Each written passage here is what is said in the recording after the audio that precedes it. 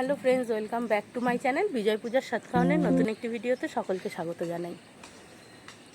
মনে আছে তো অনেক অনেক অনেক দিন পর ব্লগিংয়ে এসেছি। ব্লগ করা তো প্রায় বন্ধই হয়ে গেছে।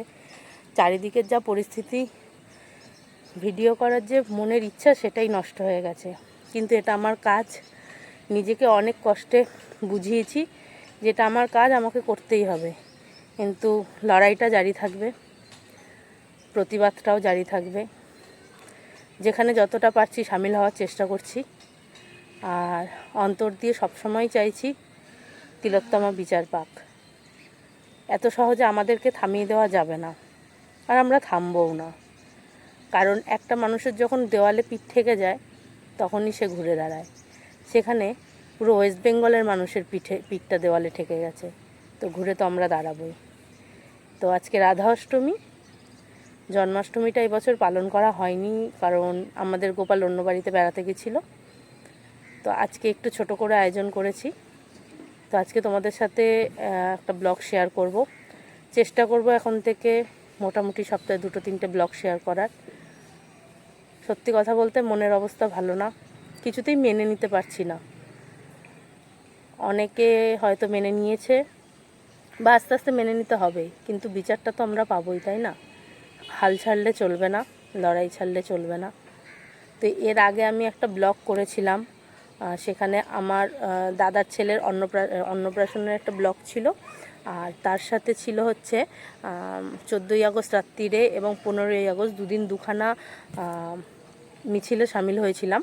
তো সেই ভিডিও, যাই হোক, কোনোভাবে ইউটিউব সেটাকে অ্যাকসেপ্ট করেনি, ইউটিউব থেকে ডিলিট করে দেওয়া হয়। আমি 2-3বার পোস্ট করার চেষ্টা করি, তো বারবারই ডিলিট করে দেওয়া হয়।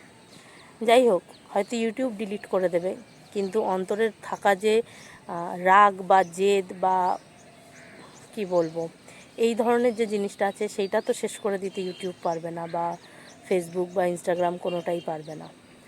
তো এই লড়াই জারি থাকুক।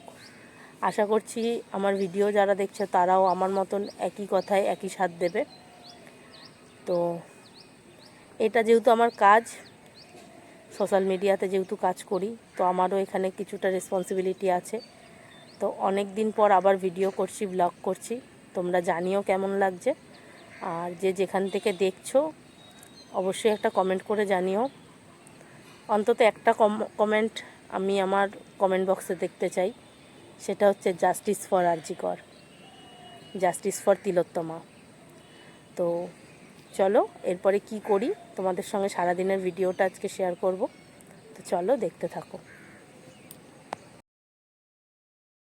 আজকে ঠাকুরকে কিছুটা ভোগ দেওয়া হবে, তো আমি সেই জন্য গাছে এই সময় হয়েছে সিম, তো আমি একটু পেরে নিচ্ছিলাম সিমগুলো ঘ্যাট তরকারিতে দেওয়ার জন্য। একটু টুলের উপরে উঠে আমি সিম পাড়ছিলাম। সত্যি কথা বলতে নিজের বাড়ির ছাদে গাছে যে সবজি হয় সেটার একটা স্বাদই অন্যরকম।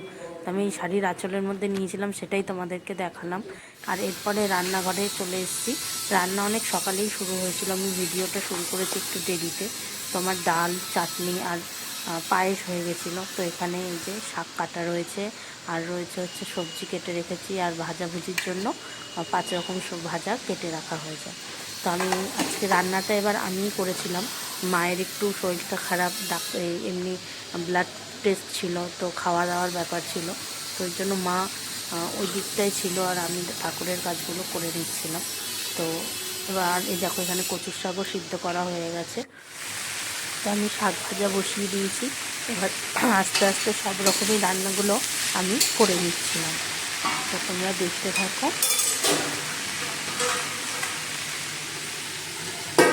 বুঝতে পারছি অনেক আওয়াজ হচ্ছে, তোমরা একটু আওয়াজটাকে মানিয়ে নিও, কি আর করবো। পাশের বাড়িতে হচ্ছিল মার্বেলের কাজ, তো সেই জন্য এত আওয়াজ হচ্ছিল। তো চলো এবার ভোগের থালাটা আমি সাজিয়ে নিই, তোমরা দেখতে থাকো, আর কেমন হয়েছে আমাকে অবশ্যই জানাবে। দেখো আমি এবার ভোগের থালাটা সাজিয়ে নিচ্ছি, তোমরা দেখতে থাকো। আর সত্যি কথা বলতে আমার কাছে খিচুড়ি বা পোলাও ভোগের থেকে এই অন্নভোগটা অনেক বেশি ভালো লাগে। আর কেন ভালো লাগে সেটাও আমি তোমাদেরকে দেখাবো, যে আমি কেন অন্নভোগটা প্রচণ্ড পছন্দ করি। তো তোমরা দেখতে থাকো আমি কিভাবে সাজাই।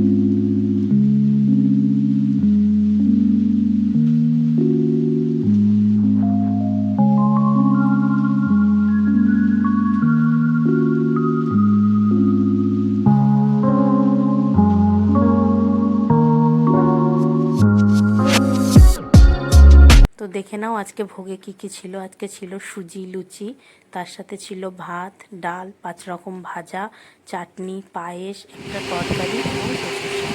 তো আমি চলে এসেছি ঠাকুর ঘরে।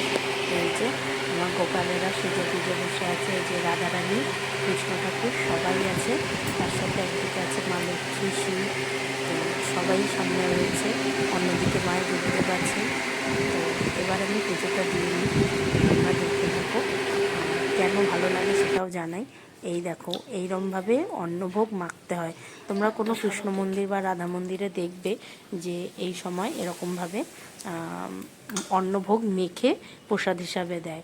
তো সেটাকে আমার খুব পছন্দ করি আমি। আর এর মধ্যে একটা জিনিস মাস্ট, সেটা হচ্ছে গন্ধরাজ লেবু আর হচ্ছে ঘি। তো দেখো মা আমাকে আলাদা মেখে দিয়ে দিয়েছে, আর এগুলো প্রসাদ হিসাবে যাবে বলে মা একটা বড় গামলার মধ্যে সুন্দর করে মেখে নিচ্ছে। আর এই মাখা প্রসাদ কারা কারা খেয়েছো আমাকে অবশ্যই কমেন্ট করে জানাবে। আর আমি খুবই পছন্দ করি, আর আমার বাড়ির লোকেরাও জানে যে আমি খুব পছন্দ করি, বিশেষ করে আমার মামা বাড়ির লোকেরা। আর আমার বড় মামির হাতের মাখা প্রসাদ আগে আমার খুবই ভালো লাগতো, কিন্তু এখন মামি অসুস্থ, সেইভাবে পারে না। আর দুপুরবেলা একটু রেস্ট নিয়ে বিকালবেলা পড়াতে বসেছিলাম, আর পড়িয়ে আজকের ভিডিওটা এরকমভাবেই শেষ করছি। দিনটাও এইভাবেই শেষ করেছি। তো এই যে রিজু পড়তে এসছে, কিছুদিন ধরে রিজুকে ডাকছি, কারণ ওর বাড়িতে ঠিকঠাক পড়া হয় না, একটু ফাঁকিবাজি করে যেটা করে থাকে। আর ওই দেখো জানলা দিয়ে আমার সিম গাছটা দেখা যাচ্ছে, আশা করি দেখতে পাচ্ছ। তো এই যে রিজু পড়ছে, আর এইভাবেই দিনটা শেষ